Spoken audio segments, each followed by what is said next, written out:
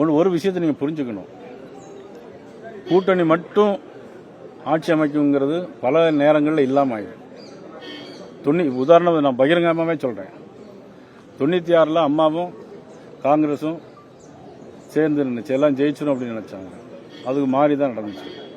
அது மாதிரி கலைஞர் இருக்கும்போது ஒரு ஸ்ட்ராங்கான கூட்டணியை 2011 ஏற்பாடு பண்ணாங்க.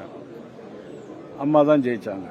அதனால கூட்டணி மட்டும் இல்லை, இன்னைக்கு திராவிட முன்னேற்ற கழகத்திற்கு நான் விமர்சனம் பண்ணணும்னு நினைக்க வேண்டாம். நான் மீண்டும் மீண்டும் சொல்றேன்னு நினைக்க வேண்டாம்.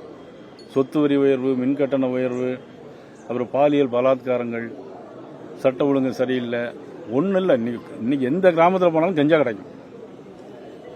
இப்போ திருவள்ளூர் மாவட்டத்தில் பார்த்தீங்கன்னா பள்ளிப்பட்டுங்கிற கிராமம் 41 பேர் சாக்கடை தண்ணி கலந்து குடிச்சனால ஆஸ்பத்திரியில் இருக்கிறாங்க.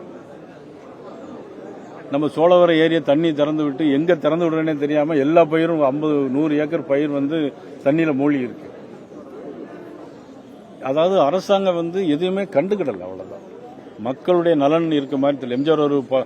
எம்ஜிஆர் நேற்று நாளையில் ஒரு பாட்டு படிப்பார். மக்கள் நலம் மக்கள் நலம் என்றே சொல்லுவார், தன் மக்கள் நலம் ஒன்றேதான் மனதில் கொள்ளுவார் அப்படின்னு எம்ஜிஆர் பாட்டு படிப்பார்.